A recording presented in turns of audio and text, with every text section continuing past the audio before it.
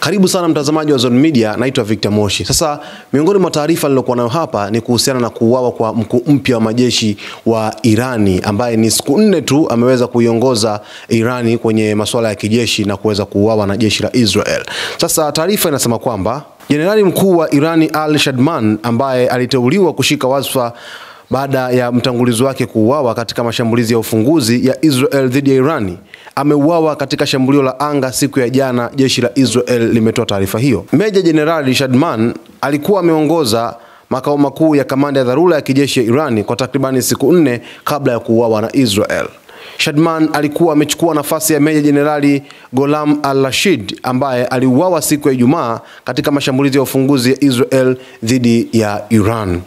IDF inasema kuwa Shadman alikuwa kamanda mkuu wa kijeshi wa Irani, mkuu wa vita, na ilimuona mtu wa karibu zaidi wa kijeshi aliyesalia na kiongozi mkuu wa Irani Ali Khamenei.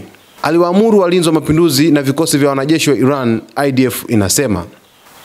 Jeshi linasema kuwa chini ya uongozi wa Shadman, makao makuu ya kamandi ya jeshi la Iran yaliwajibika kusimamia operesheni za kivita na kuidhinisha mipango ya mashambulizi ya Iran.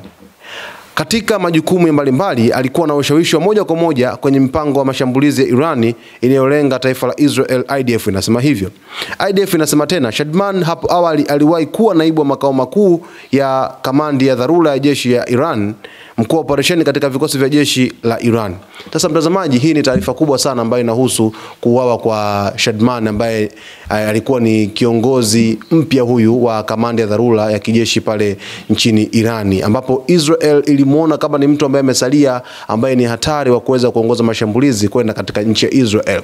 Na Israel inafanya haya yote katika kuendeleza kampeni yake ya kuweza kufanya mashambulizi katika nchi ya Iran, ambapo imekuwa ikilenga viongozi, maeneo muhimu, lakini vile vile vituo vya nyuklia vya nchi ya Iran. Sasa Irani inatakiwa kuweza kuangalia kwa namna makini sana kutokana na hiki ambacho kinazidi kuendelea, kwa sababu maisha ya wananchi wa Irani, lakini vile vile maisha ya viongozi wa Irani yanazidi kuwa katika hali tete kweli, kwa sababu viongozi kama hivi wanazidi kuondoka, wanazidi kufariki. Sasa inazidi kuzua taharuki kidogo kutokana na taarifa hii ambayo imeweza kutokea hapa, ambapo IDF imekuwa ikitarget au ikilenga maeneo muhimu, hasa viongozi wa ngazi za juu kwenye masuala ya kijeshi, lakini vile vile maeneo kambi za kijeshi na maeneo yenye silaha za nyuklia. Sasa mtazamaji, ungana nasi kila siku ili uweze kupata taarifa zetu kabisa. Naitwa Victor Moshi, usisahau kusubscribe, kulike, kucomment pamoja na kushare.